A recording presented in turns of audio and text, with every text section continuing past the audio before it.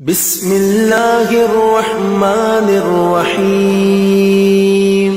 الرحمن علم القرآن، خلق الإنسان علمه البيان.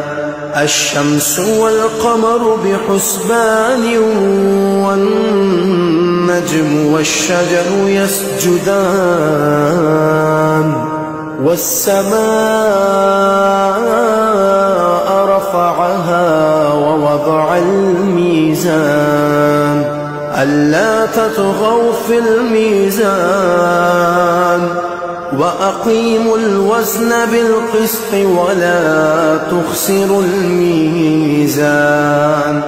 والأرض وضعها للأنام، فيها فاكهة والنخل ذات الأكمام، والحب ذو العصف والريحان. فبأي آلاء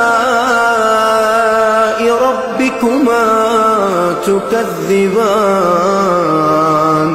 خلق الإنسان من صلصال كالفخار، وخلق الجان من مارج من نار. فبأي آلاء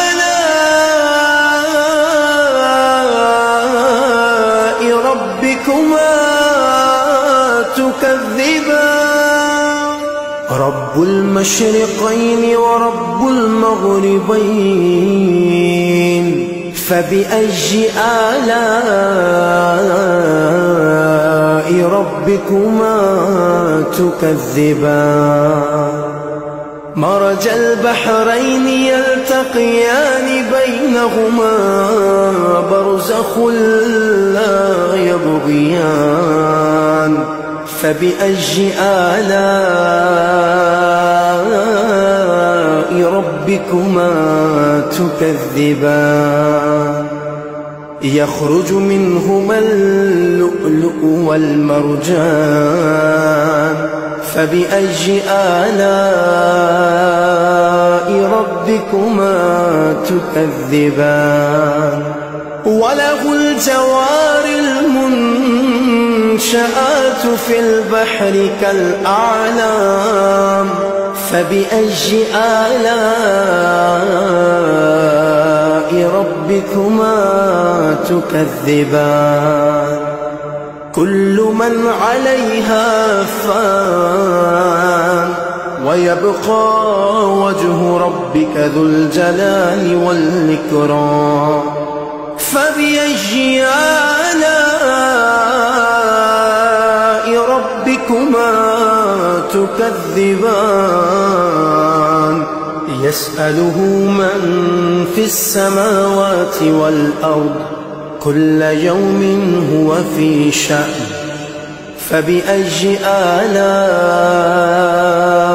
ربكما تكذبان؟ سنفرغ لكم أيها الثقلان. فبأي آلاء ربكما تكذبان؟ يا معشر الجن والإنس إن استطعتم أن تنفذوا من أقطار السماوات والأرض فانفذوا، لا تنفذون إلا بسلطان. فبأي آلاء ربكما تكذبان؟ يرسل عليكما شواظ من نار، يرسل عليكما شواظ من نار ونحاس فلا تنتصران. فبأي آلاء ربكما تكذبان